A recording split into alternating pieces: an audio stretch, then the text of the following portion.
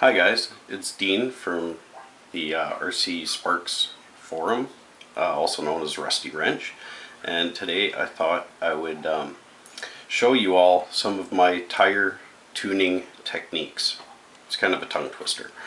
Anyhow, what I have here is a stock tire from the Viterra Twin Hammers, and one of the techniques I use on this type of tire, because the compound is so hard and it just doesn't really want to conform to anything, and the foam techniques, you gotta excuse me, I'm a little nervous on camera, a lot of people use is they do a V-cut or a star cut, something like this.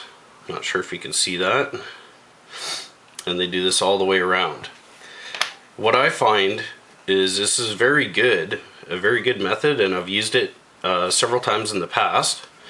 On the occasion I've had to groove out the center as well, just to make it softer. These foams are pretty rough in the density.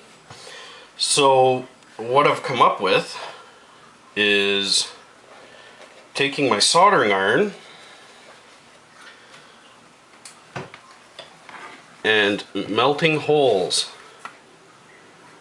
through here, and I just do this around in a circle. That's the concept. I'll do this around and around and around, 3 rows deep on this particular tire. You don't have to do that, and what it does is it makes it softer this way when you compress on something, but it keeps the rigidity on the sidewall. So when you corner, it's not going to tend to flex as much or try to slide off of the rim. One of the other things that I do, as you can see with this particular foam, is the rim will actually slide in and out of the foam. So if you can imagine, you're going around a corner and you're pushing, and the rim will push like this and your tire will fold under. So what you can do is take another chunk of foam. This rim luckily has a nice deep groove. This only works on rims with grooves, by the way. Is take the foam and trim it down so it fits inside the rim. This way obviously would be better. Take a shoe goop, attach both ends after you've trimmed it down, cut it down even with the rim here,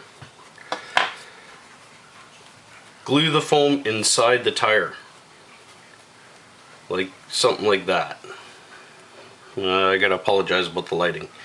Anyhow, what that does is it stops your rim from sliding back and forth, or at least it helps minimize it. Okay, one of the things I've done with this tire, this is my comp crawler tire,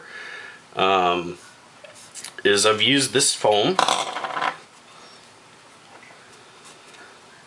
which is substantially smaller than the tire itself. So about 50% of the tire is just empty. And I glued the strip inside the center like I just showed you to prevent the tire roll from side to side, or to minimize it, I should say.